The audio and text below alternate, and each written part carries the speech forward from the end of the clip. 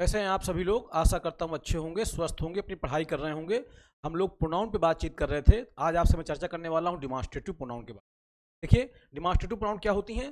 This, that, these, those और सच, इनको हम डिमॉन्स्ट्रेटिव प्रोनाउन कहते हैं, क्योंकि ये चीज़ों को डिमॉन्स्ट्रेट करते हैं, संकेत करते हैं चीज़ों के। तो हम बोलते हैं क्या? Demonstrative pronoun. अच्छा, यूज कहाँ होता है? दिस का यूज होता है एक चीज़ के लिए अगर वो नज़दीक हो। दीज का प्रयोग होता है ज़्यादा चीज़ों के लिए अगर वो नज़दीक हो।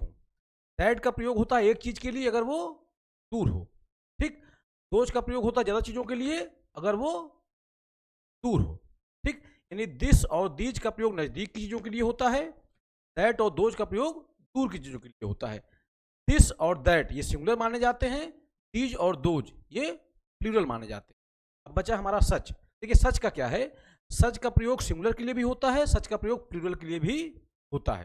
तो आज हम लोग इसी डिमॉन्स्ट्रेटिव प्रोनाउन के बारे में जानेंगे। आइए देखते हैं डिमॉन्स्ट्रेटिव।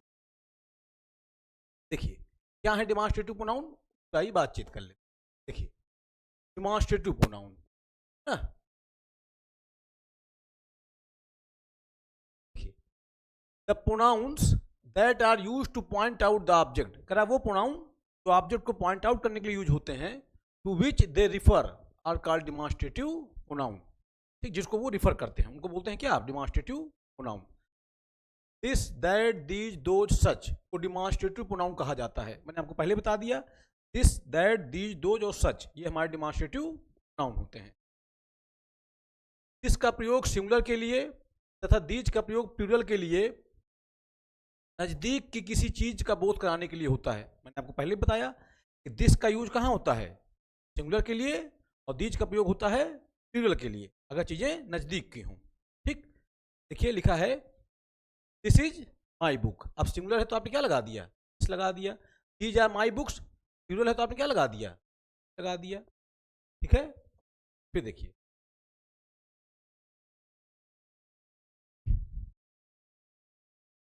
देखिए, दिस का प्रयोग किसी व्यक्ति, वस्तु, हमने अभी ये जाना कि दिस का यूज होता है एक चीज के लिए अगर वो नजदीक हो। दीज का यूज होता है ज्यादा चीजों के लिए अगर वो नजदीक हो। अब दिस का यूज एक जगह और देखिए कहाँ हो रहा है।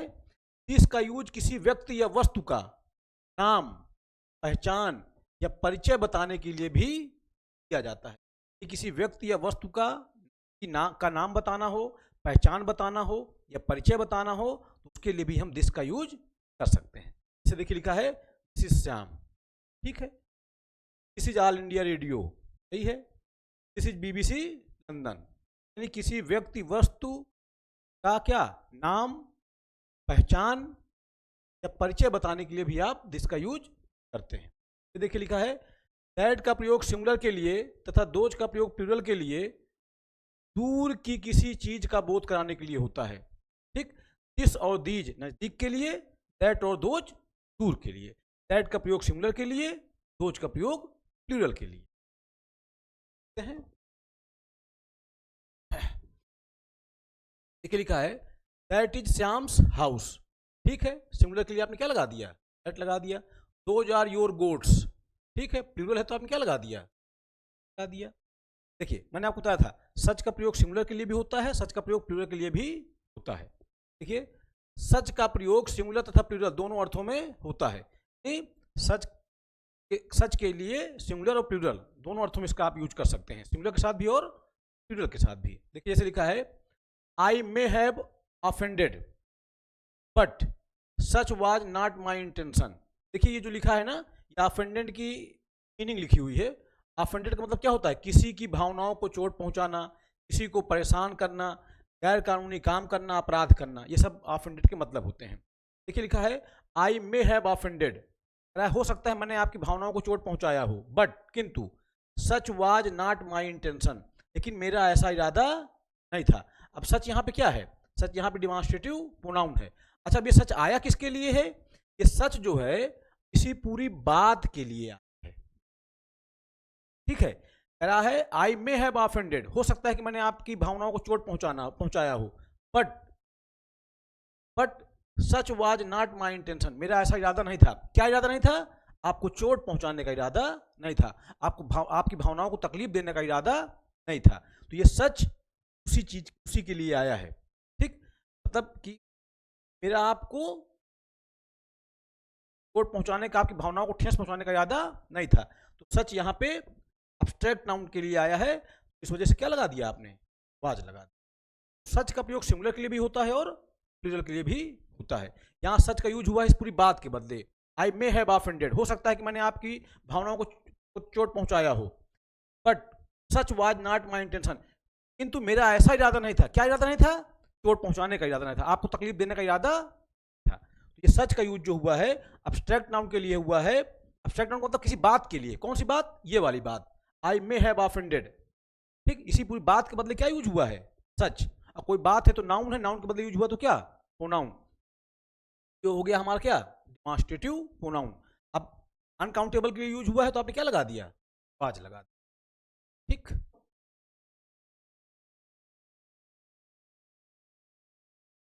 क्या है? Kings are constituted such by laws. ठीक, अब देखिए यहां जो सच का यूज हुआ है किसके लिए हुआ है? किंग्स के लिए हुआ। ठीक, अब ये प्लूरल है, सच का प्रयोग अभी हमने पीछे देखा था, अनकाउंटेबल नाउन के लिए आया था। यहां सच का यूज किसके लिए आया है? नाउन के लिए आया है। तो इसका मतलब सच का प्रयोग सिंगुलर के लिए भी हो सकता है, प्लूरल के लिए भी हो सकता है। ठीक, देखिए लिखा है ही इज द टीचर, नहीं, he is a teacher. He is a teacher and as such he has help the students. देखिए लिखा है ही इज अ टीचर, वह एक टीचर है, एंड एज सच, और ऐसा होने की वजह से, क्या होने की वजह से? टीचर होने की वजह से। ठीक, देखिए लिखा है ही इज अ टीचर, वह एक टीचर है, एंड एज सच, और ऐसा होने की वजह से, क्या होने की वजह से? टीचर होने की वजह से। यहां पे सच का यूज किसके लिए हुआ है? टीचर के लिए हुआ।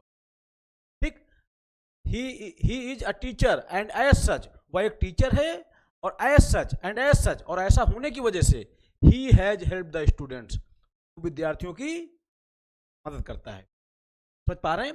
यहां पे सच का यूज किसके लिए हुआ है? टीचर के लिए हुआ। ठीक, ही was the representative of the king. इसको एक बार फिर से देख लीजिए। देखिए लिखा है ही इज अ टीचर, वह एक टीचर है, एंड एज सच, और ऐसा होने की वजह से, क्या होने की वजह से? टीचर होने की वजह से। यहां सच का यूज किसके लिए हो गया है? टीचर के लिए। और एंड एज सच, और ऐसा होने की वजह से, यानी क्या होने की वजह से? टीचर होने की वजह से। He has help the students, उसने विद्यार्थियों की मदद की है। ठीक, आइए आगे देखते हैं। ही was the representative of the king, वह राजा का रिप्रेजेंटेटिव है, प्रतिनिधि है, एंड एज सच, और ऐसा होने की वजह से वी ऑनर्ड हिम। क्या होने की वजह से? राजा का रिप्रेजेंटेटिव होने की वजह से। यहां पर सच का यूज किसके लिए हुआ है? राजा के रिप्रेजेंटेटिव के लिए। ठीक, यहां पे सच क्या है हमारा? डिमॉन्स्ट्रेटिव प्रोनाउन है, किसके लिए हुआ है? Representative of the king. कह रहा है, इसको फिर देखिए, क्या है? He was the representative of the king, राजा का क्या था? प्रतिनिधि था, एंड एज सच, और ऐसा होने की वजह से, क्या होने की वजह से? राजा का रिप्रेजेंटेटिव होने की वजह से वी ऑनर्ड हिम, हमने उसको ऑनर्ड किया था, हमने उसको सम्मानित किया था। यहाँ पे सच का यूज किसके लिए हुआ है? रिप्रेजेंटेटिव ऑफ द किंग के लिए। समझ पा रहे होंगे मेरी बात? यानी सच का प्रयोग सिंगुलर के लिए भी होता है, प्लूरल के लिए भी होता है, काउंटेबल के लिए भी होता है, अनकाउंटेबल के लिए भी होता है। बाकी दिस, दैट, दीज, दोज, इनका यूज कहाँ होता है चर्चा मैं आपसे पहले ही कर चुका हूं।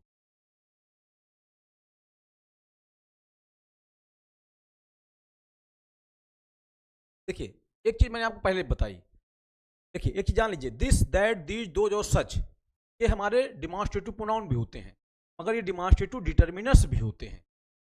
लोग डिटर्मिनर्स को एडजेक्टिव बोलते हैं, बट डिटर्मिनर्स अलग पार्ट्स ऑफ स्पीच होता है, एडजेक्टिव अलग पार्ट्स ऑफ स्पीच होते हैं। तो दिस, दैट, दीज, दोज और सच डिमॉन्स्ट्रेटिव डिटर्मिनर भी होते हैं।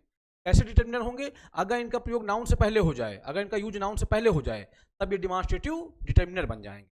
ठीक, देखिए क्या है, जब दिस, दैट, दीज, दो सच, जब दिस, दैट, दीज, दो सच का प्रयोग नाउन के पहले होता है तो डिमॉन्स्ट्रेटिव एडजेक्टिव वास्तव में डिमॉन्स्ट्रेटिव टर्मिनर है ना कहलाते हैं। जैसे लिखा है दिस बुक इज माइन, अब बुक हमारा क्या है? नाउन, और दिस का पहले, दिस का यूज इसके पहले हुआ है, तो दिस यहाँ पे क्या है? डिमॉन्स्ट्रेटिव डिटर्मिनर, डिमॉन्स्ट्रेट कर रहा है दिस बुक, तो जैसे क्या हो जाएगा? Demonstrative determiner. That book is yours, ठीक है, दैट का यूज किसके हुआ? दैट बुक हमारा नाउन है, नाउन से पहले क्या लगा है? That, demonstrative determiner. These shoes are yours. अब शूज साथ क्या लग गया है, दीज, तो हमारा डिमॉन्स्ट्रेटिव क्या है, determiner. Those books are mine, अब बुक्स के साथ लगा दिया आपने दोज, दोज यहाँ पे क्या है, demonstrative determiner. Such a mistake, mistake noun है, सच हमारा डिटर्मिनर है। यानी कि दिस दैट दीज दोज, ये प्रोनाउन तो होते ही हैं डिमॉन्स्ट्रेटिव, पर ये डिमॉन्स्ट्रेटिव डिटर्मिनर्स भी होते हैं। लोग डिटर्मिनर्स को एडजेक्टिव कहते हैं, बट मैं आपको एक चीज क्लियर कर दूं, एडजेक्टिव अलग पार्ट्स ऑफ स्पीच होते हैं, डिटर्मिनर्स अलग पार्ट्स ऑफ स्पीच। ठीक है, आइए आगे देखते हैं। अब मैं आपसे बात करने चल रहा हूं इनडिफिनिट प्रोनाउन के। ठीक है, तो हम किसकी बात करेंगे, इनडिफिनिट। हम जानेंगे इनडिफिनिट प्रोनाउन के। ठीक, क्या होते हैं इनडिफिनिट प्रोनाउन, आइए देखते हैं। देखिए लिखा है, वे प्रोनाउंस जो किसी निश्चित व्यक्ति या वस्तु के लिए नहीं प्रयुक्त होते हैं, बल्कि सामान्य व्यक्ति या वस्तु के लिए प्रयुक्त होते हैं, उसे इनडिफिनिट प्रोनाउन कहा जाता है। यानी इनडिफिनिट प्रोनाउन जो होते हैं, इसका यूज जो है किसी पर्टिकुलर पर्सन या थिंग के लिए नहीं होता है। ठीक, तो ऐसे प्रोनाउन जिनका प्रयोग, जिनका यूज किसी पर्टिकुलर पर्सन या थिंग के लिए ना हो, तो आप बोलते हैं क्या, इनडिफिनिट प्रोनाउन। ठीक, someone, somebody, no one, nobody, anyone, anybody, something, nothing, anything, everything, सब हमारे क्या हैं, सब हमारे इनडिफिनिट प्रोनाउन है। हमको यही सीखना है कब इनका यूज हमको। ठीक है, देखिए देखिए लिखा है, the pronouns that refers to a person, करा वो प्रोनाउन जो रिफर करें किसी पर्सन को और थिंग या किसी थिंग को, इन अ जनरल वे, सामान्य तौर पर, but do not refer to any person और thing in a particular, are called indefinite pronoun. यानी कुल मिला के डिफिनिट प्रोनाउन क्या होते हैं, जनरली यूज होता है किसी पर्सन के लिए या थिंग के लिए, ये किसी पर्टिकुलर पर्सन या थिंग की बात करते नहीं है। वैसे प्रोनाउन को क्या बोलते हैं आप, इनडिफिनिट प्रोनाउन। ठीक, कौन कौन से होते हैं देखिए, मैंने आपको पहले बता दिया, everybody, somebody, nobody, no one, anybody, everyone, someone, anyone, everything, something, nothing, anything, all, some, most, enough, few, many, such, little, one, none, other, ये सब हमारे क्या हैं, सारे सारे हमारे इनडिफिनिट प्रोनाउन हैं। देखिए, everybody, everyone, somebody, someone, nobody, no one, anybody, anyone, anything, something, nothing, anything को सिंगुलर माना जाता है तथा इनके साथ सिंगुलर वर्ब का यूज करते हैं। ध्यान रखिएगा, ये जो प्रोनाउन लिखे हैं, everybody, everyone, somebody, someone, nobody, no one, anyone, everything, something, nothing, anything, ये सब हमारे क्या होते हैं, सिंगुलर होते हैं। अच्छा, मैं एक चीज और क्लियर कर दूं आपको, ये जो लिखा है ना, एवरीथिंग, समथिंग, नथिंग और एनीथिंग, इनका प्रयोग चीजों के, वस्तुओं के लिए होता है। ठीक है, इनका प्रयोग किसके लिए होता है, वस्तुओं के लिए। अच्छा, जितने भी इंडिफिनिट प्रोनाउन लिखे हैं ये सब क्या माने जाते हैं, सिंगुलर माने जाते हैं। जब ये सिंगुलर माने जाएंगे तो वर्ब कैसा लगाएंगे आप, ऐसी बात है, सिंगुलर वर्ब भी लगाएंगे। क्या है, everybody wants to succeed in life. अब देखिए, एवरीबडी ये हमारा इंडिफिनिट प्रोनाउन है और सिंगुलर होता है इंडिफिनिट प्रोनाउन, एवरीबडी क्या होता है, सिंगुलर होता है, तो वर्ब क्या लगा दिया आपने, वर्ब। ठीक, फिर लिखा है, समवन हैज हेल्प्ड हर। तो अब देखिए, समवन क्या है हमारा, इंडिफिनिट प्रोनाउन, सिंगुलर है, तो आपने वर्ब कैसा लगा दिया, nothing is impossible for us. अब नथिंग हमारा क्या है, इंडिफिनिट प्रोनाउन है, सिंगुलर माना जाता है, वर्ब कैसा लगाया आपने। ठीक है, समझ पा रहे होंगे। ठीक है, देखिए फिर लिखा है, इन रिफरिंग टू एवरीबडी, करा एवरीबडी की जब आप बात करें या समबडी की बात करें या नोबडी की बात करें, एनीबडी की बात करें, एवरीवन की बात करें, समवन की बात करें, नो वन की बात करें, एनीवन की बात करें, ईच या आदि की बात करें, the pronoun he or she is used according to the context. देखिए मैं आपको बताऊं, ये जो जितने भी इंडिफिनिट प्रोनाउन हैं, ठीक है, अगर के लिए हमें कोई पर्सनल प्रोनाउन लगाना हो, समझे मेरी बात को, जितने भी प्रोनाउन हैं के लिए हमको पर्सनल प्रोनाउन लगाना हो, तो हम आवश्यकता अनुसार ही या सी का यूज कर सकते हैं अकॉर्डिंग टू कॉन्टेक्स्ट। यानी जैसा भाव निकलेगा सेंटेंस में, उसके अनुसार चाहे हम ही लगाएं और चाहे सी लगाएं। ठीक है, देखिए नॉमिनेटिव केस में ही या सी, ऑब्जेक्टिव केस में हो जाएगा तो क्या ही का हिम, सी का हर, पजेसिव केस में ही का हिज, हर का हर रहता है डिटर्मिनर, ठीक है। पजेसिव प्रोनाउन के रूप में हिज या हर्स, रिफ्लेक्सिव केस में हिमसेल्फ या हरसेल्फ। यानी कुल मिला के ये जितने भी इंडिफिनिट प्रोनाउन ये जो हैं, समबडी, ये जितने लिखा है, everybody, somebody, nobody, anybody, everyone, someone, no one, anyone, each, इन प्रोनाउन के साथ आप आवश्यकता अनुसार अगर आपको पर्सनल प्रोनाउन लगाना हो तो आप चाहे ही लगाइए चाहे सी लगाइए।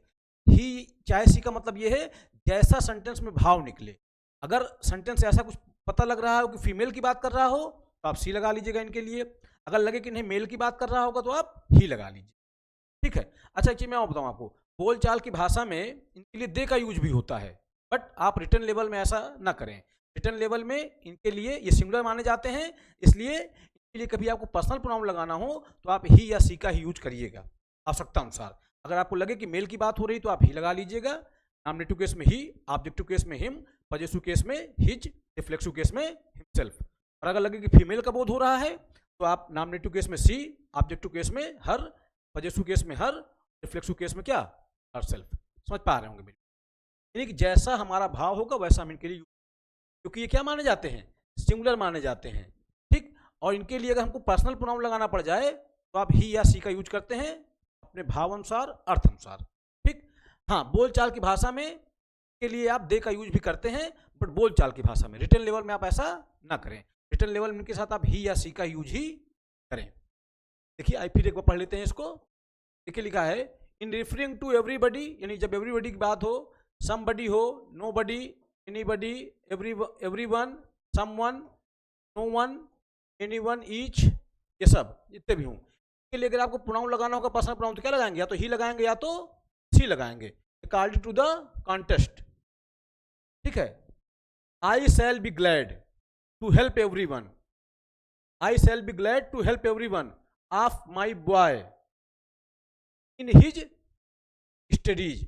अब देखिए ये जो हिज आया है एवरीवन के लिए, हिज क्यों आ गया, क्योंकि बॉय की बात हो रही है। अगर यहाँ पर गर्ल की बात होती तो क्या लगा देते आप, हर लगा देते, ठीक।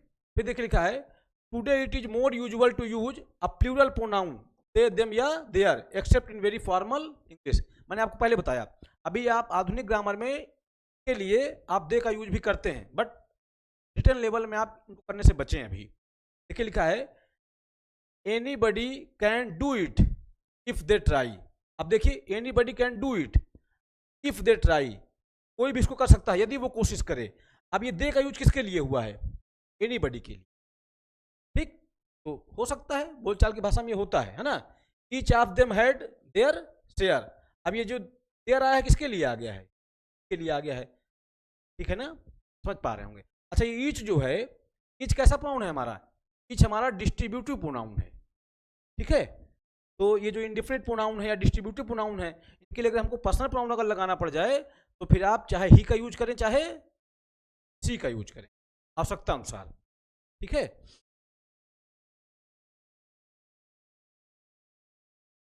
देखिए यानी इनके लिए आप प्लूरल का यूज भी कर सकते हैं, दे का यूज भी हो सकता है ना, दे, देम या देयर का के लिए, ठीक। रेन मार्टिन साहब के अपने विचार हैं इसमें ना, रेन मार्टिन साहब ये बात कहते हैं कि आप दे का यूज भी कर सकते हैं, दे, देम या देयर आवश्यकता अनुसार। बट आप ध्यान रखिएगा, कोशिश करिएगा कि आप इनके लिए रिटर्न लेवल की जब बात हो, बोलचाल की भाषा में आप दे का यूज कर लें, बट अभी रिटर्न लेवल में आप इनके साथ किसका यूज करिएगा, ही या तो सी का। यानी कि आवश्यक अगर आपको लगे कि भाई फीमेल का बोध हो रहा है आप सी लगाइएगा, अगर आपको लगे कि मेल का बोध हो रहा है आप ही लगाइएगा, ठीक। नॉमिनेटिव केस में ही या सी, ऑब्जेक्टिव केस में होगा तो हिम या हर, यानी जिस केस की बात होगी उसके अनुसार ही सी का केस हम लगा लेंगे। समझ पा गए होंगे मेरी बात को, है? फिर देखिए लिखा है एवरीथिंग, समथिंग, नथिंग, एनीथिंग के लिए इट या इट्स का प्रयोग होता है। देखिए मैंने आपको पहले बताया समथिंग, नथिंग, एनीथिंग, एवरीथिंग, इसका प्रयोग किसके लिए होता है, निर्जीव चीजों के लिए होता है, ठीक, वस्तुओं के लिए होता है, निर्जीव चीजों के लिए।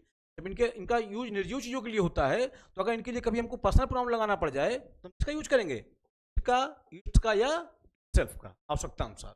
ठीक, everything has its own importance. अब देखिए एवरीथिंग के लिए क्या लगा दिया आपने, फर्स्ट केस की जरूरत थी, आपने इट्स लगा दिया। Everything is not important, is it? अब देखिए अभी जो इट लगा दिया किसके लिए लगा दिया आप, के लिए, समझ पा रहे होंगे। समथिंग, नथिंग, एनीथिंग, एवरीथिंग, इनके लिए अगर आपको पर्सनल प्रोनाउन लगाना पड़ जाए तो आप इट या इटसेल्फ का यूज आवश्यकता अनुसार। अच्छा, और एक चीज थोड़ा सा देख लीजिए, अगर आपको इसके लिए everybody, somebody, nobody, anybody, everyone, someone, no one, anyone, each के लिए आपको पर्सनल प्रोनाउन लगाना पड़ेगा, क्या लगाएंगे आप, चाहे ही और चाहे सी, आवश्यकता अनुसार। ठीक, बोलचाल की भाषा में इनके लिए दे का यूज भी, दे देम या देर का यूज भी होता है। ठीक, रेन मार्टिन साहब के विचार हैं कि दे देम या देर का यूज भी कर सकते हैं। ठीक, चलिए आइए,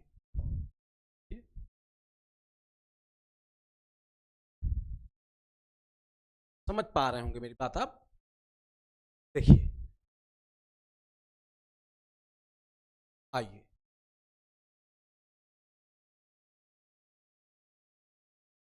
थोड़ा सा देखिएगा एक चीज ध्यान से। देखिए ये माइकल स्वान साहब, मैं थोड़ा समझाता हूँ। देखिए ये जो बात लिखी है ना, ये एनीवन और एनीवन दोनों का देखिए मतलब अलग अलग है। अगर ये एनीवन इस तरह से पास पास लिखा है तो इसका मतलब कुछ और है। एनीवन अगर ये दूर दूर लिखा है तो इसका मतलब कुछ और है। एवरीवन ये पास पास लिखा है तो इसका मतलब कुछ और है। एवरीवन ये दूर दूर जो लिखा है इसका मतलब कुछ और है। क्या इसके मतलब है, आइए इन्हीं को हम जानते हैं। ठीक है, ये माइकल स्वान साहब की बुक से मैंने आपको बताने की कोशिश की है। देखिए है क्या, कहने का मतलब क्या है इसमें। देखिए अगर ये एनीवन इस तरह पास पास लिखा हो तो इसका यूज होता है किसी पर्सन के लिए, फॉर पर्सन। अगर एनीवन ये दूर दूर लिखा हो तो इसका यूज किसी पर्सन के लिए भी हो सकता है, किसी थिंग के लिए भी हो सकता है, ध्यान रखिएगा। अगर ये एनीवन पास पास लिखा है तो आप ध्यान रखिएगा इसका यूज ऐसी स्थिति में सिर्फ पर्सन के लिए होता है। और एनीवन अगर ये दूर दूर लिखा है तो इसका यूज किसी पर्सन के लिए भी हो सकता है, किसी थिंग के लिए भी हो सकता है। इस तरह एवरीवन है, एवरीवन अगर पास पास लिखा है उसका यूज किसी पर्सन के लिए ही होगा सिर्फ। अगर एवरीवन दूर दूर लिखा है इस तरह तो इसका मतलब क्या है, इसका प्रयोग किसी पर्सन के लिए भी हो सकता है, किसी थिंग के लिए भी हो सकता है। इस चीज का ध्यान रखिएगा। यानी कि अगर ये ऐसे लिखा है एनीवन, जैसे मैं बता रहा हूं, ये इसको समझ लीजिए आप। देखिए ये एक साथ लिखा हुआ है, एक साथ लिखा है तो इसका मतलब ये क्या है, किसी पर्सन के लिए इसका यूज होगा। अगर एनीवन ये अलग अलग लिखा हुआ है तो इसका मतलब क्या, इसका यूज किसी पर्सन के लिए भी हो सकता है, किसी थिंग के लिए भी हो सकता है। इसी तरह एवरीवन जब साथ साथ लिखा है तो इसका यूज किसी पर्सन के लिए होगा। अगर ये एवरीवन अलग अलग लिखा है तो इसका यूज किसी पर्सन के लिए भी हो सकता है, किसी थिंग के लिए भी हो सकता है। ये ध्यान रखिएगा, समझ पा गए होंगे मेरे, है ना। जैसे मैंने कहा I have a lot of chairs, I have a lot of chairs, but अगर मैंने कहा I have a lot of chairs but anyone is not for sale, ये बात समझिएगा। मैंने कहा I have a lot of chairs but anyone is not for sale. क्या मैंने कहा नो वन इज, जैसा देखिए I have lot of chairs anyone is not for sale. अब देखिए ये एनीवन जब पास पास लिखा होता है किसकी बात करता है, ये बात करता है सिर्फ पर्सन की। अब मैं चेयर्स की बात कर रहा हूं, ठीक है। तो जब चेयर तो नॉन लिविंग है, तो नॉन लिविंग के लिए मुझे कहना है तो एनीवन का प्रयोग मैं इस तरह से थोड़ा नहीं करूंगा। किस तरह से लिखूंगा, अलग अलग लिखूंगा, समझ पा रहे होंगे। ठीक, जैसे मैंने कहा I have many books, I have many books, या मैंने कहा, हाँ ऐसे मैंने कहा there are I have many books, every one has its own importance. मैंने कहा आई हैव मेनी बुक्स, मेरे पास बहुत सारी किताबें हैं। अब मैं अगर ऐसे लिख दूं, every one has its own importance. अब ये मैंने एवरी वन का यूज किसके लिए किया है? बुक के लिए। अब जब बुक के लिए किया है तो फिर एवरी वन का प्रयोग किसी चीज के लिए हुआ है, किसी चीज के लिए हुआ है, तो मैं इस तरह थोड़ा नहीं लिखूंगा, किस तरह लिखूंगा? अलग अलग लिखूंगा। क्या हो जाएगा हमारा? गलत हो जाएगा। ध्यान रखिएगा, अगर एनी वन आप एक साथ लिखते हैं तो इसका यूज पर्सन, सिर्फ ओनली पर्सन के लिए। अगर आप एनी वन अलग अलग लिखते हैं तो इसका प्रयोग पर्सन के लिए भी हो सकता है, थिंग के लिए भी हो सकता है। इसी तरह से जब मैंने लिखा एवरी वन पास पास, तो इसका यूज सिर्फ और सिर्फ किसके लिए? किसी पर्सन के लिए। लेकिन जब एवरी वन मैंने अलग अलग लिखा तो इसका मतलब किसी पर्सन के लिए भी यूज हो सकता है, किसी थिंग के लिए भी यूज हो सकता है। समझ पा गए होंगे। आइए,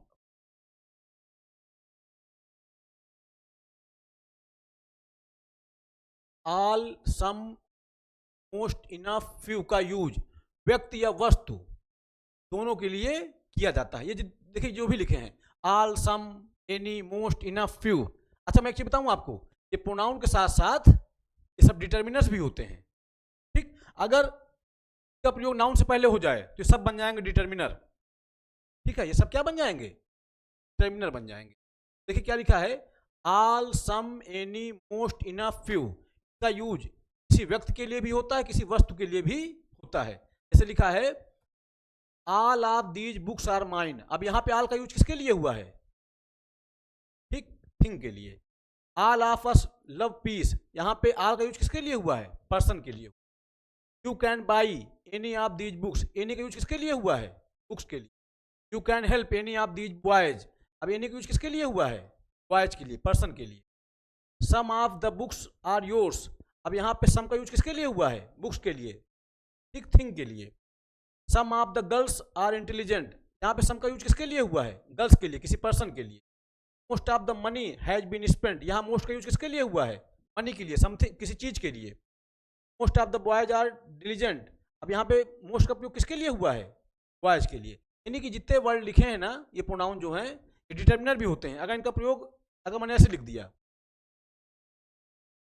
ऑल आर वेल, तो ये प्रोनाउन है। लेकिन अगर मैंने लिख दिया ऑल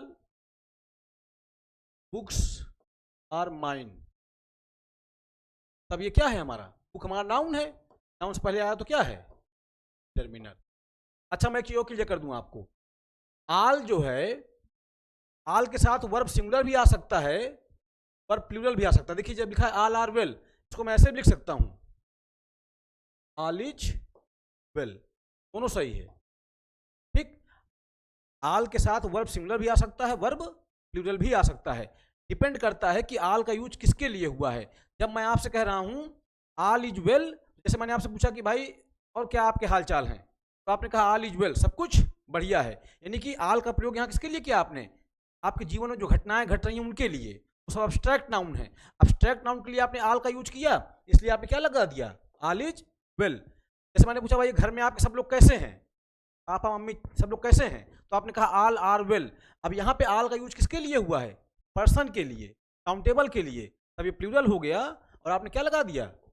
वर्ब लगा दिया। ध्यान रखिएगा इस चीज का।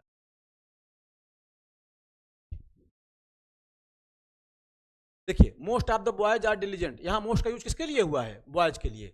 आई have given him enough of the milk, यहाँ इनफ का यूज किसके लिए हुआ है? मिल्क के लिए। I have help enough of the girls, यहाँ पे इनफ का यूज किसके लिए हुआ है? गर्ल्स के लिए। A few of these books are mine, यहाँ पे अ फ्यू का यूज किसके लिए हुआ है? बुक्स के लिए। A few of the boys have come, अब देखिए अब यहाँ पे अ फ्यू का यूज किसके लिए हुआ है? बॉयज के लिए। समझ पा गए होंगे। यानी कि ये जो प्रोनाउन देखा ना, आल, सम, इनफ, ये सब, मोस्ट, सारे सारे ये जितने भी हैं, देख लीजिए इनको, ये जितने प्रोनाउन है, ये आल, सम, एनी, मोस्ट, इनफ, फ्यू, ये सब, इनका प्रयोग किसी व्यक्ति के लिए भी हो सकता है, किसी वस्तु के लिए भी हो सकता है। ध्यान रखिएगा, ये डिटर्मिनर भी होते हैं और ये प्रोनाउन भी होते हैं। अगर इनका प्रयोग नाउन से पहले हो जाए तो ये डिटर्मिनर बन जाएंगे। ठीक,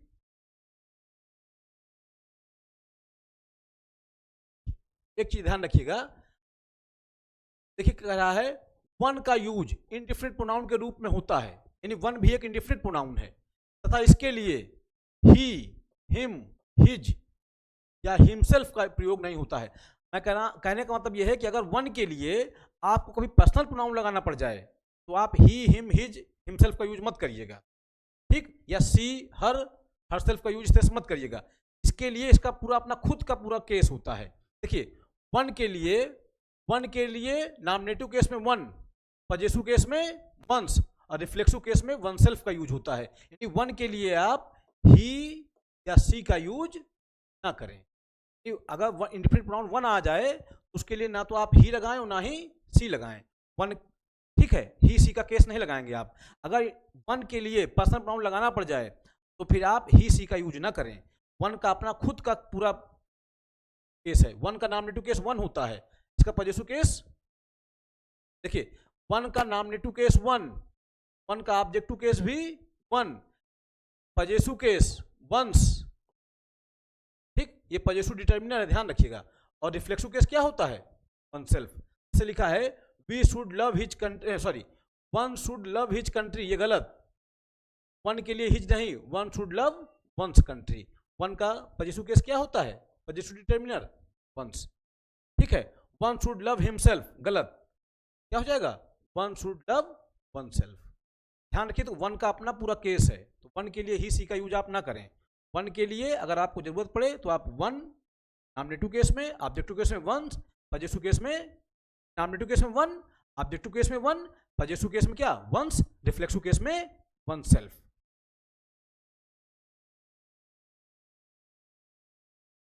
देखिए थोड़ा सा समझने की कोशिश करेंगे। ये माइकल स्वान साहब की बुक से ना पॉइंट थे जो मैंने लिख के आपको समझाने की कोशिश की है। बहुत ज़्यादा लिखा है पर मैं आपको शॉर्ट में थोड़ा सा बता दूं। देखिए क्या है, वन क्या होता है, थोड़ा देख लीजिए। We often use one instead of repeating a singular countable noun. यानी वन का प्रयोग कहाँ होता है? सिंगुलर काउंटेबल नाउन को रिपीट करने से रोकने के लिए वन का यूज होता है। ध्यान रखिएगा, वन का यूज सिंगुलर काउंटेबल नाउन को रिपीट करने से रोकने के लिए होता है। अब एक चीज और थोड़ा समझ लीजिए बस, वन का जो प्लूरल फॉर्म होता है वो क्या होता है? वंस होता है। ध्यान रखिएगा, ये जो वंस है ये वन का पजेसिव डिटर्मिनर है। देखिए अगर वन का प्लूरल बनाना हो तो क्या लिखेंगे आप? वंस। देखिए लिखा है वंस, वन है जब प्लूरल वंस, यानी कि ये जो वन है इसका प्लूरल फॉर्म क्या होता है? वंस होता है। यानी कि ध्यान रखिएगा, वन एक इंडेफिनिट प्रोनाउन है, इसका यूज होता है सिंगुलर काउंटेबल नाउन की रिपीटिशन को रोकने के लिए। अगर वन का प्लूरल फॉर्म हमको लिखना हो तो क्या लिखेंगे आप? वंस।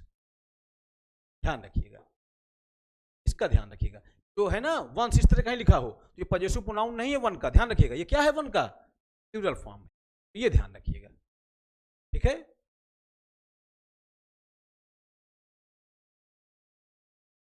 और एक चीज ध्यान रखिएगा, इसमें एक बात लिखी है, uncountable noun we should not use one, यानी वन का यूज या वंस का यूज, यानी वन या वंस का यूज फॉर अनकाउंटेबल नाउन। यानी वी शुड नॉट, हमको नहीं यूज करना चाहिए किसका? वन का यूज या वंस का यूज, किसके लिए? अनकाउंटेबल नाउन के लिए। ध्यान रखिएगा, यानी वन का प्रयोग काउंटेबल नाउन के लिए होता है, वन का प्रयोग सिंगुलर काउंटेबल नाउन के लिए और वंस का प्रयोग प्लूरल सेंस में, ठीक। वन का प्रयोग क्या होता है? वंस, ठीक। यही बातें सब इसमें है, आइए, ठीक है।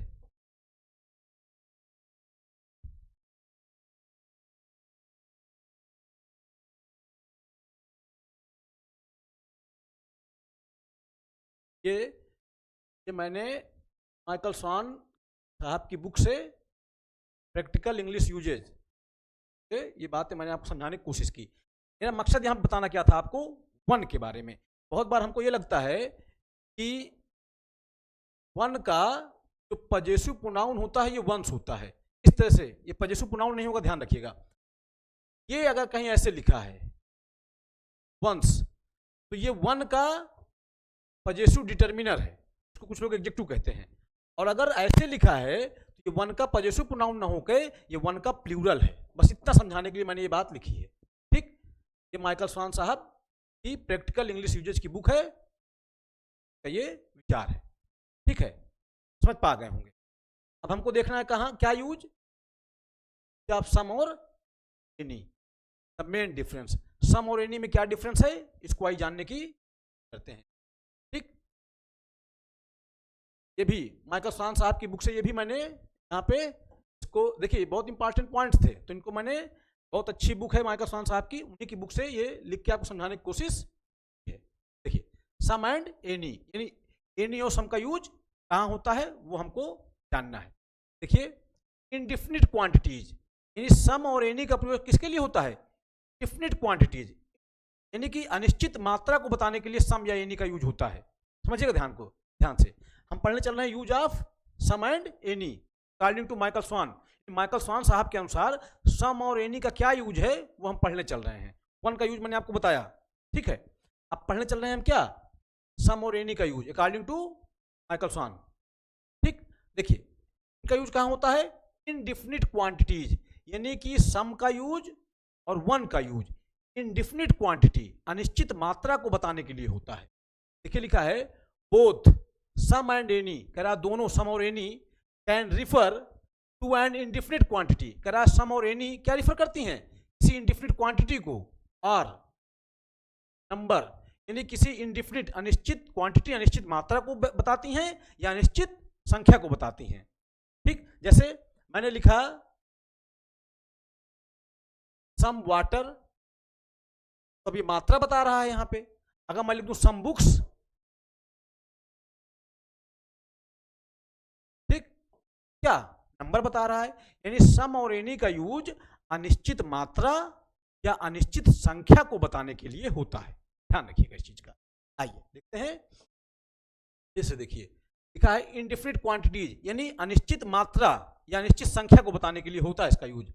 बोथ सम एंड एनी, यानी सम और एनी दोनों का use can refer to an indefinite quantity, इस सम और एनी का यूज किसके लिए हो सकता है, इनडिफिनिट क्वांटिटी को या नंबर को बताने के लिए। ठीक, they are used when it is not easy, इनका प्रयोग कब होता है, जब ये आसान ना हो और नॉट इंपॉर्टेंट या बहुत महत्वपूर्ण ना हो, उससे ये बताना एग्जैक्टली हाउ मच और how many we are thinking of. मैं समझाने का मतलब बता रहा हूं, यानी और सम दोनों बताते हैं अनिश्चित मात्रा को या अनिश्चित संख्या को। इसका यूज हम तब करते हैं जब ये बताना अनिवार्य ना हो कि वो मात्रा कितनी है या वो संख्या कितनी है, तो ऐसी स्थिति में हम किसका यूज करते हैं, सम का या तो एनी का। देखिए लिखा है I need some new clothes, ठीक है। अब यहां पर सम का यूज किसके लिए हो गया है, क्लॉथ के लिए हो गया है। Is there any milk left, ठीक, अब यहाँ एनी किसके लिए हुआ है, मिल्क के लिए हुआ है। अब देखिए यहां पे ये नहीं पता लग पा रहा है वो क्वांटिटी या वो नंबर कितना है। सम और एनी का प्रयोग करते हैं डिफिनिट क्वांटिटी, अनिश्चित मात्रा को बताने के लिए या अनिश्चित संख्या को बताने के लिए। जब जरूरी ना हो बताना कि वो संख्या कितनी है या मात्रा कितनी है, अनिश्चितता का बोध कराना हो, तो आप सम या एनी का यूज कर सकते हैं। ठीक है, चलिए आगे देख लीजिए क्या लिखा है। यूज्ड इन दिस सेंस, इस सेंस में, किस सेंस में मतलब, यानी जब मात्रा बताना हो या नंबर बताना हो।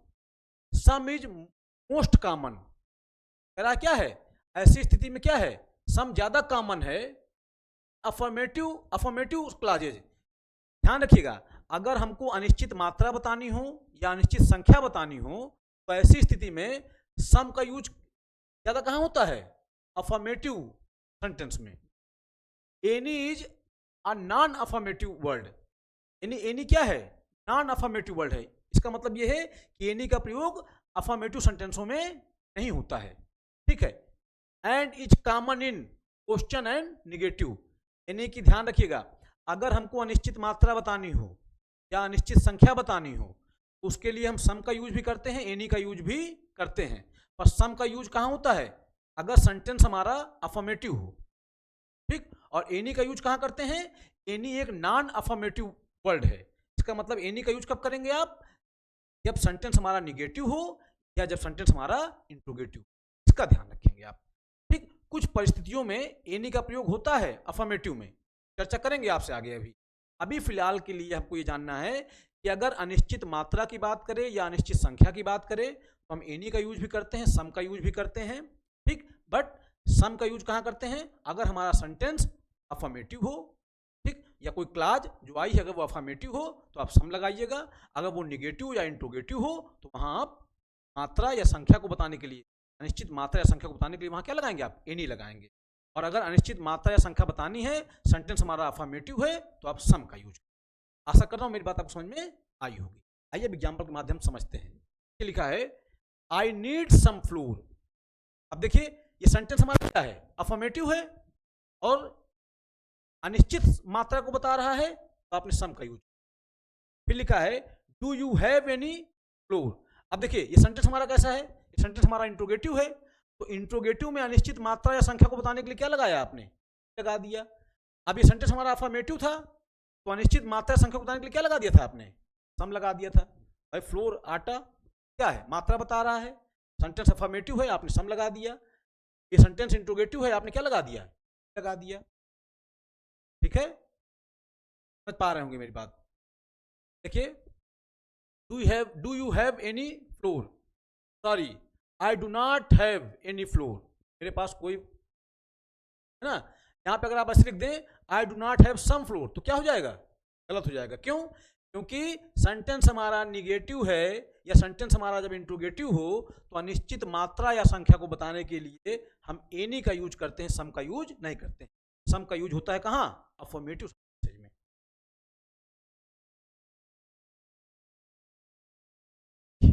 ध्यान समझना है। फिर लिखा है सम इन क्वेश्चंस। देखिए अभी हमने ये सीखा कि अनिश्चित मात्रा या अनिश्चित संख्या को बताने के लिए हम एनी और सम दोनों का यूज, ठीक है। अब सम का यूज करते हैं अगर हमारा क्लाज या हमारा सेंटेंस अफर्मेटिव हो। एनी का यूज कहाँ करते हैं? अगर हमारी क्लाज या सेंटेंस हमारा क्या हो? निगेटिव हो या, ठीक। अब हम क्या पढ़ने चल रहे हैं? सम का यूज किसमें? क्वेश्चन में, यानी इंट्रोगेटिव वर्ड्स में, क्वेश्चन वर्ड में, क्वेश्चन पूछने वाले जो सेंटेंस हैं में सम का यूज किस प्रकार से होता है वो देखना है। वी यूज सम क्वेश्चंस, सम का यूज क्वेश्चन में हो सकता है, कब? वो देखना है। इफ वी एक्सपेक्ट, यदि हम आशा करते हैं, यदि हम उम्मीद करते हैं, पीपुल लोगों से, to answer yes or want to encourage them, say yes, ठीक। For example in offers and request. मैं आपको समझाने की बात समझा रहा हूं अच्छे से। मैंने ये बताया सम का यूज अफर्मेटिव सेंटेंसेज में होता है, एनी का यूज गेटिव में या तो इंट्रोगेटिव में हो। अब एक बात और समझ, सम का यूज कभी कभी अफर्मेटिव, सम का यूज कभी कभी क्वेश्चन में इंट्रोगेटिव सेंटेंसों में हो जाता है। तब वो समझना है हमको। सम का यूज इंट्रोगेटिव सेंटेंसों में तब होता है इफ वी एक्सपेक्ट, अगर हम ऐसी उम्मीद करें लोगों से, तो आंसर यस, यानी अगर हम ऐसी उम्मीद करते हैं कि जो सामने वाला है जिससे हम कोई बात पूछने वाले हैं वो आंसर रिप्लाई देगा किसमें? यस में, या और वांट टू इंकरेज, या हम उसको क्या चाहते हैं? अगर हम उसको इंकरेज करना चाहते हैं, देम टू से यस, यानी अगर हम जिससे क्वेश्चन पूछ रहे हैं हम ये अपेक्षा कर रहे हैं कि वो आंसर यस में देगा, या हम चाहते हैं कि वो आंसर यस में दे, हम उसको इंकरेज कर रहे हैं इस बात के लिए कि वो आंसर यस में दे, तो ऐसी परिस्थिति में सम का यूज इंट्रोगेटिव में हो जाएगा। नहीं तो सामान्यतया सम का यूज अफर्मेटिव में होता है, एनी का यूज नेगेटिव में और गेटिव में होता है, ठीक। पर अगर सम का यूज इंट्रोगेटिव में हो सकता है, कब? अगर हम ये उम्मीद करते हैं जिससे हम क्वेश्चन पूछ रहे हैं कि वो हमको जो रिप्लाई देगा वो यस में देगा, हाँ में रिप्लाई देगा, या हम उसको इस बात के लिए इंकरेज करते हैं कि वो आंसर यस में दे, तो ऐसी स्थिति में सम का यूज इंट्रोगेटिव सेंटेंस में भी। देखिए अच्छा, ऐसा प्राय होता कहाँ है? ऐसा होता है कहाँ? जब किसी को हम कोई ऑफर दें, किसी से कोई हम क्या करें? रिक्वेस्ट करें, तो ऐसे सेंटेंस प्राय ऐसे होते हैं। जैसे लिखा है have you bought some paper and pen, ठीक। अब देखिए आपने किसी से पूछा have you bought some paper और पेन, क्या आपने कुछ पेपर या पेन है आप बॉट खरीदा है? इसका मतलब क्या? जो क्वेश्चन पूछ रहा है, देखिए क्या लिखा है, the hearer is expected to bring them, यानी कि जो जिससे आप कहना चाह रहे हैं, जो कह रहा है, वो सुनना चाहता है कि हाँ भाई आप उसको क्या करें? लेके आए, ठीक। shouldn't there be some instruction with it? अब देखिए इसमें क्या है, यानी कुल मिला के सम का यूज आप नेगेटिव सेंटेंसों में कर सकते हैं अगर आप सामने वाले से यस में आंसर सुनना चाहते हो या आप उसको इंकरेज कर रहे हैं इस बात के लिए कि हाँ वो यस में रिप्लाई करे। ठीक है, would you like some more meat. ठीक, अब देखिए यहां सम का यूज हुआ है इंट्रोगेटिव में, क्यों? किसी से आप क्या पूछ रहे हैं, कोई बात पूछ रहे हैं और चाहते हैं कि वो रिप्लाई करे किसमें, इसमें। Would I have some brown rice please. ठीक, ठीक है, कोई दिक्कत तो है नहीं। Have you got some glasses that I could बारो।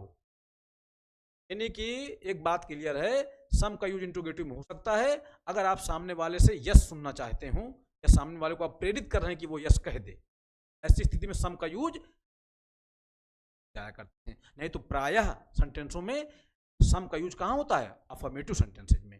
ठीक है, और नेगेटिव में और इंट्रोगेटिव में किसका यूज होता है। आइए अब देखिए क्या लिखा है,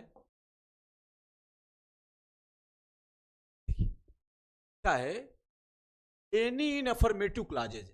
अभी तो हमने ये पढ़ा एनी का यूज कहां होता है, वहां सेंटेंस या क्लाज हमारी क्या हो, नेगेटिव हो या तो इंट्रोगेटिव हो, वहां एनी का यूज करते हैं। सम का यूज करते हैं कहां, अफर्मेटिव में। अभी हमने देखा सम का यूज इंट्रोगेटिव में भी हो जाता है, कब, अगर हम सामने वाले सुनना चाहते हैं यस में रिप्लाई। ठीक है, या उसको इंकरेज कर रहे हैं कि हाँ वो यस कहे, तो ऐसी स्थिति में सम का यूज इंट्रोगेटिव में भी जाता है। ठीक है, नहीं तो समानतया क्या होता है, सम का यूज होता है अफर्मेटिव में, एनी का यूज होता है नेगेटिव में, नेगेटिव में। ठीक, अब हम देखने चल रहे हैं सम इन अफर्मेटिव क्लॉजेज। तेरा सम का यूज अफर्मेटिव क्लॉज में कब हो सकता है, सॉरी सम कह रहा हूं, एनी इन अफर्मेटिव क्लॉजेज। देखिए एनी का प्रयोग तो कहां होता है, नेगेटिव में या तो इंट्रोगेटिव में। अब एनी का यूज अफर्मेटिव में कब हो सकता है तो हम जानने चल रहे हैं। देखिए we use any in affirmative clauses, कह रहा है एनी का यूज अफर्मेटिव क्लॉजेज में हो सकता है after words that have a negative all limiting meaning, for example never, hardly, without, little. देखिए ध्यान रखिएगा, एनी का यूज अफर्मेटिव क्लॉज में हो सकता है अगर ऐसा कोई वर्ड यूज हुआ हो तो क्या मीनिंग रखता हो, नेगेटिव मीनिंग रखता हो, या सीमित मीनिंग हो उसकी, कोई लिमिटिंग मीनिंग हो। ठीक हो, देखिए जैसे लिखा है वर्ड्स कौन कौन से हो सकते हैं, नेवर आ जाए, हार्डली आ जाए, विदाउट आ जाए, लिटिल आ जाए। दरअसल अगर कहीं हार्डली आ गया है, विदाउट आ गया है, लिटिल आ गया है, नेवर आ गया है, तो ये एक प्रकार से ये सेंटेंस अफर्मेटिव कहाँ होंगे, एक प्रकार से इनका जो सेंस निकलेगा वो तो नेगेटिव ही निकलेगा। ध्यान रखिएगा, अगर नेवर लगा हो, हार्डली लगा हो, विदाउट लगा हो, लिटिल लगा हो, तो ऐसे सेंटेंसों में इन्हीं का यूज हो जाएगा। अब वो सेंटेंस दरअसल अफर्मेटिव क्लॉज एक प्रकार से नहीं होगी, वो होगी एक प्रकार से नेगेटिव क्लॉज ही। स्ट्रक्चर उसका अफर्मेटिव जैसा दिखता है हमको, लेकिन वो क्लॉज कैसी होती है, वो सेंटेंस कैसा होता है, नेगेटिव ही होता है। जैसे लिखा है you never give me any help. अब यहाँ पे ये सेंटेंस जो है आपको इसका स्ट्रक्चर अफर्मेटिव की तरह दिख रहा है, अफर्मेटिव की तरह, बट ये सेंटेंस क्या है वास्तव में, इसका सेंस तो नेगेटिव ही है ना। यानी एनी का यूज हर उस जगह पे हो सकता है जहां सेंस हमारा क्या निकल रहा हो, नेगेटिव निकल रहा है। ठीक, I forget to get any bread. अब देखिए सेंस तो नेगेटिव निकल रहा है ना, फॉरगेट भूल गया था, अभी नेगेटिव सेंस ही तो है। There is hardly any tea left. अब हार्डली तो नेगेटिव सेंस दे रहा है, एनी का यूज कर लिया आप। हाँ ये अलग बात है कि इनके स्ट्रक्चर्स जो होते हैं स्ट्रक्चर्स लिखे हैं वो अफर्मेटिव हैं, पर इनका जो सेंस, जो भाव, जो अर्थ निकल रहा है वो है ना। We got there without any trouble. अब देखिए विदाउट लगा है, सेंस तो नेगेटिव ही दे रहा है। There is little point in doing any work now. अब लिटिल लगा है, नेगेटिव सेंस ही तो दे रहा है। ये सब स्ट्रक्चर सिर्फ अफर्मेटिव हैं, बाकी इनका सेंस सबका क्या निकल रहा है, इनका भाव अर्थ क्या निकल रहा है, भाव अर्थ तो इनका नेगेटिव ही निकल रहा है।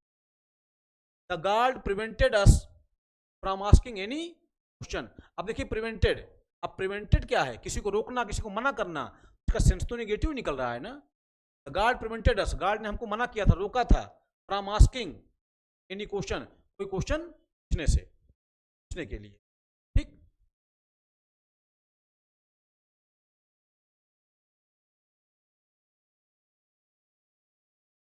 लिखा है इफ क्लॉजेज, यानी इफ क्लॉजेज में क्या है, both some and any are common in if clauses. देखिए अगर इफ क्लाज हो, अभी हमने क्या पढ़ा कि अगर सेंटेंस हमारा निगेटिव हो या इंट्रोगेटिव हो आप एनी का यूज करेंगे, ठीक है। अफर्मेटिव हो आप सम का यूज, सम का यूज इंट्रोगेटिव में हो जाता है कब, अगर हम सामने वाले से आंसर सुनना चाहते हैं, रिप्लाई सुनना चाहते हैं यस में, या हम उसको इंकरेज कर रहे हैं कि हमको यस में रिप्लाई करे, तो ऐसी स्थिति में सम का यूज कहाँ हो जाता है, सम का यूज इंट्रोगेटिव सेंटेंसों में भी हो जाता है, ठीक। एनी का यूज अगर कोई ऐसा वर्ड लगा है, मान लीजिए कोई ऐसे वर्ड लगे हैं जो नेगेटिव मीनिंग देते हैं, बट उनका जो स्ट्रक्चर बनता है सेंटेंस का वो अफर्मेटिव की तरह बनता है, बट वर्ड लगा हो वो इंट्रोगेटिव मीनिंग दे रहा, सॉरी वो निगेटिव मीनिंग दे रहा हो, तो ऐसी स्थिति में भी एनी का प्रयोग होता है। यानी कुल मिला के मेरा कहने का मतलब आपसे ये है कि एनी का प्रयोग हर उस जगह पे हो सकता है जिस सेंटेंस से निगेटिव मीनिंग चल रही हो या क्वेश्चन पूछा जा रहा हो, ठीक। हो सकता है उसका स्ट्रक्चर अफर्मेटिव की तरह हो बट मीनिंग उसका क्या निकलना चाहिए, नेगेटिव निकलना।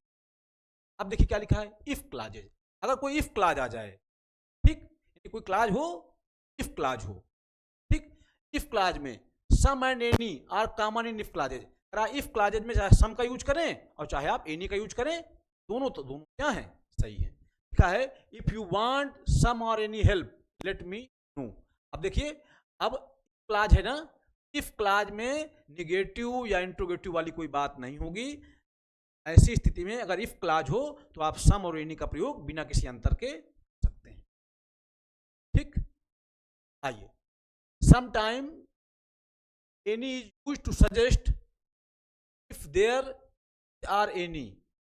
देखिए क्या कहने का मतलब है, कराए any cars parked this road will be टोन्ड अवे। देखिए क्या लिखा है, इसका मतलब क्या हुआ, इसका मतलब if there is any cars parked in this road they will be, यानी देखिए इसका मतलब समझिएगा, sometimes any used to suggest if there is, देखिए कभी कभी एनी क्या कहता है, एनी बताता है कि यदि, जैसे इसमें लिखा है ना, if there are any car park, यदि कोई पार्क यहां पार्क की जाती है, यहां यदि कोई कार यहां पे क्या की जाती है, पार्क की जाती है, ठीक है, तो फिर तो क्या कर देंगे आप, हटा देंगे या जो भी। देखिए एनी का सेंस जो होता है वो इस तरह भी देता है, इफ देयर इज एनी, यदि कुछ है तो, नहीं है तो कोई बात नहीं, अगर है तो, ठीक। जैसे मैंने इस तरह कहा कि यदि कोई स्टूडेंट कल एब्सेंट था तो बता दे, था तो बता दे, नहीं था तो कोई बात ही नहीं, समझ पाए होंगे। यानी ये बहुत इंपॉर्टेंट है, आपको बस ये ध्यान रखना है, इफ क्लाज में सम और एनी का प्रयोग बिना किसी अंतर के हो जाता है, ठीक है। फिर लिखा है फॉर द फ्री चॉइस, मान लीजिए आप किसी से चॉइस, फ्री चॉइस हो, वी यूज एनी, यानी कोई फ्री चॉइस हो तो उसके लिए किसका यूज कर सकते हैं आप, एनी का यूज कर सकते हैं। Any child could do this, मान लीजिए किसी से कोई चॉइस पूछनी है तो वहां आप एनी का यूज कर सकते हैं, इस तरह से वहां पे जो है निगेटिव या इंट्रोगेटिव वाली बात नहीं होगी। किसी से कोई चॉइस पूछनी है, किसी की चॉइस पूछनी है, फ्री चॉइस, स्वतंत्र चॉइस, तो उसके लिए आप एनी का यूज कर सकते हैं, वहां निगेटिव या इंट्रोगेटिव वाली बात नहीं होगी, सेंटेंस अफर्मेटिव भी हो सकता है, ठीक। कब, अगर किसी से कोई चॉइस पूछनी है, तो किसी से कोई फ्री चॉइस पूछनी है, स्वतंत्र किसी की चॉइस पूछनी है, तो ऐसी स्थिति में आप एनी का यूज कर सकते हैं अफर्मेटिव में भी, ठीक है, समझ पा रहे हैं। आइए पढ़ते हैं, देखिए इसको समझ लीजिए एक बार फिर से, देखिए लिखा है ना फॉर फ्री चॉइस, यानी कोई चॉइस पूछनी है किसी से, स्वतंत्र चॉइस, यूज एनी, यानी कह रहा है एनी का यूज आप कर सकते हैं अगर आप किसी की चॉइस पूछ रहे हैं तो, फिर वहां पे सेंटेंस चाहे अफर्मेटिव हो, उससे कोई दिक्कत। देखिए लिखा है any child could do this, यानी कोई भी बच्चा इसको कर सकता है, ठीक, कर सकता था, ठीक। देखिए माइकल स्वान साहब इस प्रैक्टिकल इंग्लिश यूजेज से मैंने इसको बताने की कोशिश, देखिए कह रहा है ऑफ एनी और, कह रहा है एनी और एवरी में क्या डिफरेंस है, इसको देख लेते हैं। देखिए लिखा है any and every can both be used to talk in general about all members and class of group. देखिए बताऊं आपको, चाहे एनी हो चाहे एवरी हो, दोनों का प्रयोग किसी पर्टिकुलर पर्सन या थिंग के लिए नहीं होता है। इसका प्रयोग जनरल सेंस में होता है, समान सेंस में, चाहे एनी हो चाहे एवरी हो, दोनों का प्रयोग समान सेंस में होता है, किसी पर्टिकुलर पर्सन या थिंग के लिए नहीं होता है। ठीक है, देखिए लिखा है एनी या every child can learn to swim. कोई भी बच्चा या हर बच्चा सीख सकता है क्या, से लर्निंग लर्न सीख सकता है टू स्विम, तैरना। ठीक है, समझ पा रहे हैं। The meaning is not quite the same. हाँ, बस फर्क सिर्फ इतना है। देखिए एनी और एवरी दोनों का प्रयोग होता है किसके लिए, जनरल सामान सेंस में बात करने के लिए, किसी पर्टिकुलर पर्सन या थिंग के लिए नहीं। ये दोनों का प्रयोग सेंस में होता है, बट दोनों का मीनिंग अलग अलग है। जैसे लिखा है एनी या every child can learn to swim. अब देखिए, अब यहाँ पे किसी पर्टिकुलर बच्चे की बात नहीं हो रही है, एक जनरल बात हो रही है, यानी कोई भी बच्चा या प्रत्येक बच्चा, हर बच्चा, ठीक है, लर्न सीख सकता है टू स्विम, तैरना। अब देखिए क्या कह रहा है, the meaning is not quite the same. अब दोनों का मीनिंग सेम नहीं है। Any looks at things one at a time. ध्यान रखिएगा, ऐसे लिखा है ना, any child can learn to swim, तो इसका मतलब क्या है, देखिए और एवरी दोनों का यूज होता है पर्टिकुलर के लिए नहीं होता है, दोनों का यूज होता है क्या, जनरल सेंस में, किसी भी व्यक्ति के लिए या किसी भी वस्तु के लिए, किसी पर्टिकुलर व्यक्ति या वस्तु के लिए इसका यूज नहीं होता है। ठीक है, ये बात हो गई। अब मगर क्या कर रहा है, the meaning not quite the same, पर दोनों का मीनिंग क्या है, सेम नहीं है। क्या अंतर है, any looks at things one at a time. Any का यूज होता है कब, जब आप एक बार में एक की बात करें, एक बार में किसी एक व्यक्ति या किसी एक वस्तु की बात करें, तो ऐसी स्थिति में एनी का यूज होता है। ठीक है, it means whichever one you choose. देखिए Annie looks at things one at a time, यानी एनी का यूज होता है किसके लिए, एक बार में कोई एक व्यक्ति, चाहे एक बार में एक कोई वस्तु जिसको आपने चुना हो, एक बार में एक के लिए। ठीक, ये एनी का भाव निकला। ठीक, फिर लिखा है every looks at the things together, its meaning is closer to all. अब मैं समझाता हूं, जब आप कह रहे हैं ना any child can learn to swim, यानी कोई भी बच्चा लर्न सीख सकता है तैरना। अब यहां पे कोई बच्चा मतलब क्या है, यानी कि वन एट अ टाइम, एक बार में कोई एक बच्चा जिसको आपने चुना है वो लर्न कर सकता है, सीख सकता है क्या, तैरना। पर जब आप कह रहे हैं every child can learn to swim, इसका मतलब क्या, हर बच्चा सीख सकता है क्या, तैरना। और एवरी जो होता है आल के क्लोज होता है, यानी एवरी सेंस देता है आल का, और एनी सेंस देता है एक बार में कोई एक, वन एट अ टाइम, यानी एक बार में कोई एक जिसको आपने चुना हो। ये अंतर है दोनों का, दोनों ही बताते हैं, दोनों का ही यूज होता है किसके लिए, एक जनरल सेंस में होता है, पर्टिकुलर पर्सन या थिंग के लिए नहीं होता है दोनों का यूज। पर फर्क सिर्फ इतना है, एनी बात करता है एक बार में किसी एक व्यक्ति की या एक बार में किसी एक वस्तु की को आपने चुना है। पर एवरी सबको, एवरी ज्यादा क्लोजर है किसके, आल के, यानी सभी की बात करता है एवरी। ठीक, जैसे लिखा है ना every child can learn to swim, इसका मतलब क्या, हर बच्चा सीख सकता है तैरना, सभी बच्चे सीख सकते हैं तैरना। पर जब आप एनी कह रहे हैं, इसका मतलब क्या, एक बार में कोई एक ही बच्चा तैरना सीख सकता है जिसको आपने चुना हो। ये दोनों के बीच का है। समझ पाए होंगे मेरी बात को।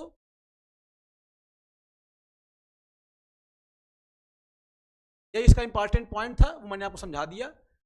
माइकल स्वान, प्रैक्टिकल इंग्लिश यूजेज। ठीक, अब इसका मीनिंग हमको जानना है का।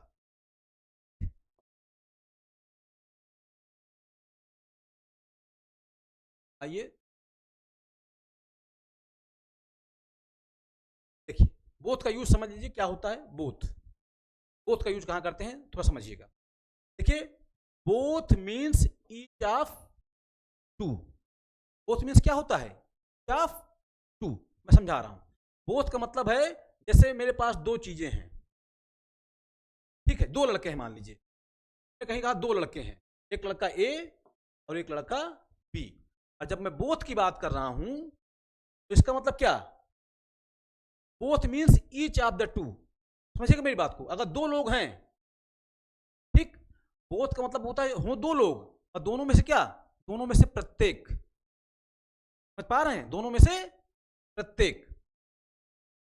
बोथ का मतलब दो होता है, बट दो किस सेंस में, दोनों में से प्रत्येक, यानी दो लोग हैं, अब दोनों में से प्रत्येक की बात, प्रत्येक की मतलब ए और बी दोनों, जैसे मैंने कहा आई helped both of them, I helped मैंने मदद की थी, बोथ ऑफ देम उन दोनों में से प्रत्येक की, यानी दो लोग थे ए और बी था, तो मैंने ए की मदद भी की थी, मैंने बी की मदद भी की थी।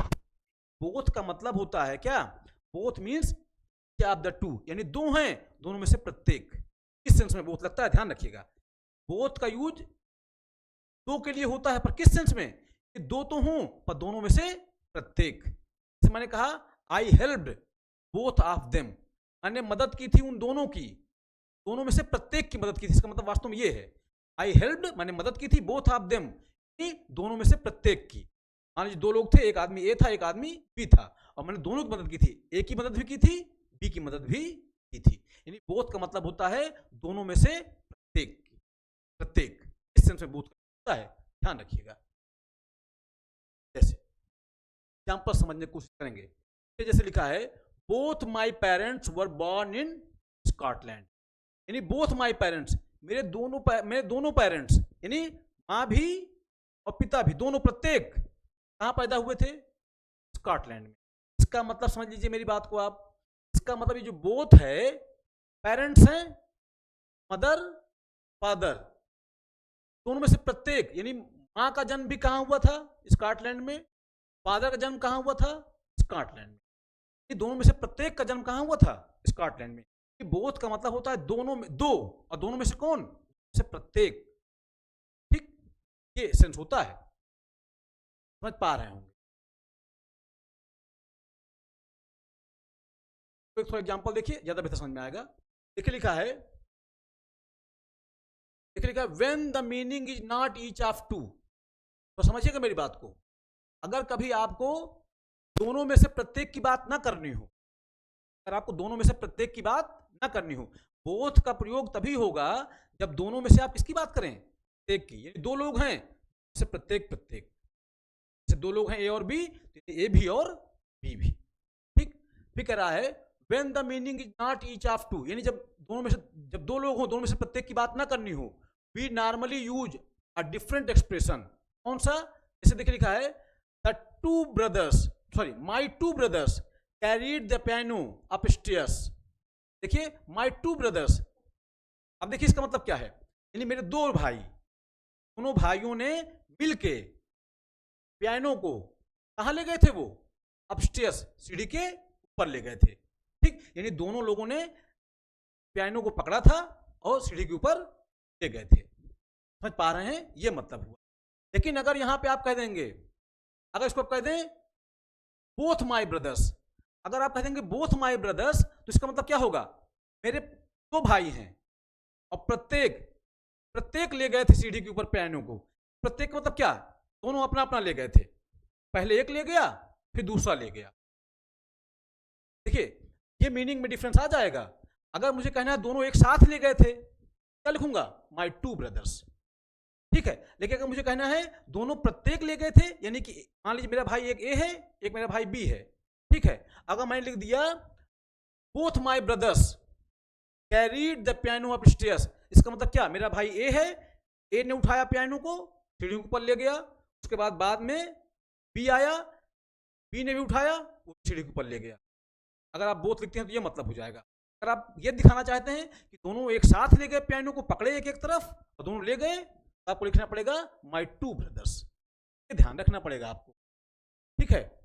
जब आप ये लिखते हैं ना both my brothers carried the piano upstairs, इसका मतलब क्या है कि दोनों प्रत्येक, यानी एक बार पहला भाई उसके बाद दूसरा भाई अलग अलग दोनों पियानो को अपस्टेयर्स ले गए, ठीक है।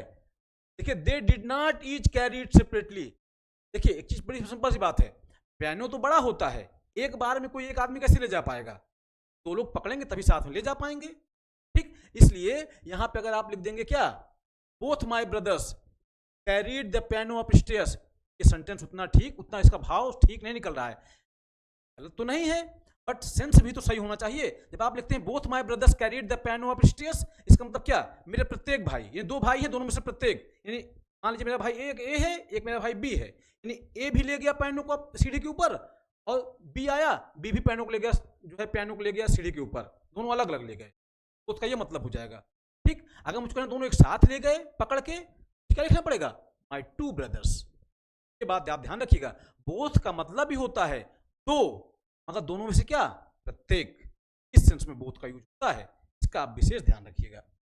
ठीक है, समझा दिया मैंने। ठीक है, ये भी माइकल स्वान साहब की सब विचार थे, मैंने आपको समझा दिया। ठीक है, माइकल स्वान साहब प्रैक्टिकल इंग्लिश यूजेज ना, इंपॉर्टेंट बातें थी, मैंने आपको बताया आपको। तो ये थे हमारा डिमॉन्स्ट्रेटिव प्रोनाउन और क्या, इंडेफिनिट प्रोनाउन, ऐसे किसका यूज होता है, ये मैंने आपको समझाने।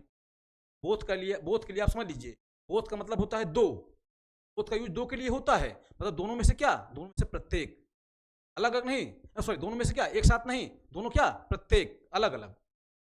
बोथ का मतलब ही होता है यानी दो, और दोनों में से क्या, अलग अलग, जैसे एक ए है और एक बी है, तो बोथ तो यूज होगा, और बोथ का मतलब क्या, ए अपना अलग, बी अपना, बोथ का मतलब एक साथ नहीं होगा। अगर मुझे बताना है एक साथ, तो मुझे बोलना पड़ेगा, जैसे मुझे कहना है मेरे दोनों भाई पियानो को ले गए सीढ़ी के ऊपर, तो my two brothers carried the piano upstairs, इन दोनों भाई हेल्प की, मतलब एक भाई एक तरफ पकड़ा, दूसरे भाई ने दूसरी तरफ पकड़ा, और दोनों मिलके कहाँ ले गए, सीढ़ी के ऊपर ले, इस तरह से कहेंगे माई टू ब्रदर्स। अगर आप लिख देते हैं both my brothers carried the piano up stairs, तो इसका मतलब क्या, मेरे दो भाई हैं, दोनों अलग अलग, पहले ए आया, मान लीजिए मेरा भाई ए है और बी है, तो पहले ए आया, वो पियानो को ले गया अप स्टेयर्स, फिर बी आया, वो भी ले गया, अलग अलग दोनों ले गए, ये डिफरेंस आ जाता है, ध्यान रखिएगा। बोथ का ये यूज हमने अभी पढ़ा, डिमॉन्स्ट्रेटिव प्रोनाउन और इंडेफिनिट प्रोनाउन। ठीक, समझ पा रहे होंगे। डिमॉन्स्ट्रेटिव प्रोनाउन हमारे क्या थे, दिस दैट दीज दोज सच। ठीक, कैसे यूज होता है मैंने आपको समझा ही दिया है ना। दिस का यूज होता है एक चीज के लिए, एक व्यक्ति या वस्तु के लिए अगर नजदीक हो। दीज का प्रयोग होता है ज्यादा व्यक्तियों या वस्तुओं के लिए अगर वो नजदीक हो। दैट का प्रयोग होता है एक व्यक्ति या वस्तु के लिए अगर वो दूर हो। दोज का प्रयोग होता है ज्यादा व्यक्ति या वस्तु के लिए अगर वो हो। सच का प्रयोग क्या कहते हैं, सिंगुलर के लिए भी होता है और प्लूरल के लिए भी होता है। कुल मिलाकर अगर मैं ओवरऑल कहूं, दिस और दीज का प्रयोग होता है नजदीक की, दैट और दोज इनका प्रयोग होता है दूर की चीजों। ठीक है, और सच का प्रयोग सिंगुलर के लिए भी होता है और प्लूरल के लिए भी होता है। दिस और दैट हमारे सिंगुलर होते हैं, दीज और दोज हमारे प्लूरल होते हैं। ठीक, कैसे यूज होता है मैंने सब समझाया आपको ना। दीज का प्रयोग ज्यादा चीजों के लिए अगर वो नजदीक हो। दिस का प्रयोग कम चीज के लिए, कम व्यक्ति या वस्तु के लिए, मतलब सॉरी कम बोल रहा हूं। दीज का प्रयोग ज्यादा चीजों के लिए, ज्यादा व्यक्तियों या वस्तुओं के लिए अगर वो नजदीक हो, दीज। दिस का यूज एक व्यक्ति या वस्तु के लिए अगर वो नजदीक हो। दैट का प्रयोग एक व्यक्ति या वस्तु के लिए अगर वो दूर हो। दोज का प्रयोग ज्यादा व्यक्तियों या वस्तुओं के लिए अगर वो दूर हो। सच का प्रयोग सिंगुलर के लिए भी होता है, प्लूरल के लिए भी होता है। ठीक, ये सब समझाया था आपको। फिर हमने पढ़ा इंडेफिनिट प्रोनाउन के बारे में। तो आशा करता हूं मेरी बात आपको समझ में आई होगी। अगली क्लास में हम बात करेंगे किसकी, इंट्रोगेटिव प्रोनाउन की। छोटा प्रोनाउन है, थोड़ी देर में बता के आगे बढ़ चलेंगे। सबसे इंपॉर्टेंट होता है हमारा रिलेटिव प्रोनाउन, हम जानेंगे डिटेल से। तो आशा करता हूं मेरी बात आपको समझ में आई होगी। पढ़ते रहें, अपने स्वास्थ्य का ध्यान रखें। बहुत बहुत आभार, बहुत बहुत धन्यवाद।